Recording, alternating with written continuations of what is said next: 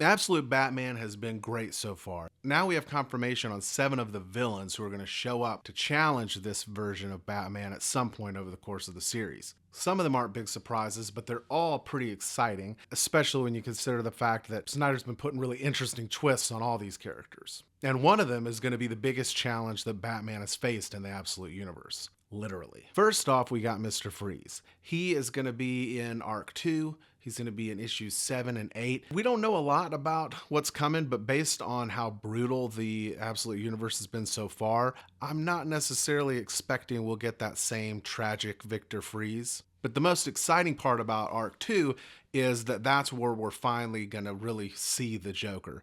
We got a glimpse of him in number 1, but here he's actually going to take the spotlight for a bit. And as we know already, this version of the Joker is the guy with all the power. Scott Snyder confirmed that when Joker shows up, he's the one with the cave, with the manor. Everything that we think of as associated with Bruce Wayne flipped on its head. And as if that wasn't enough, apparently he's also a handsome guy. Or at least that's what people think, because he does have a messed up face. He's just hiding it somehow. How? We don't know yet. But I have a feeling the reveal is going to be crazy. Before we get to the best villain who's coming up, there's one more villain who Snyder has confirmed, Scarecrow. And Gotham's already pretty terrifying in the Absolute Universe, so Jonathan Crane ought to fit right in.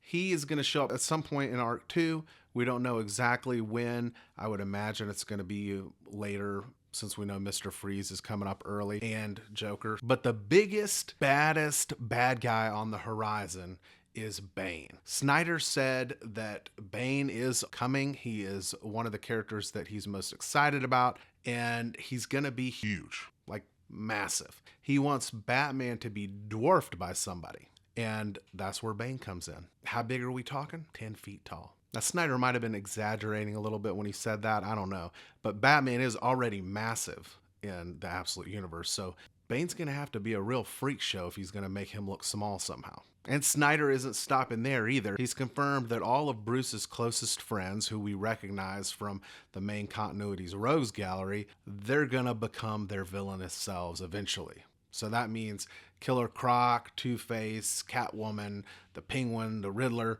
they're all coming. So who are you most excited about?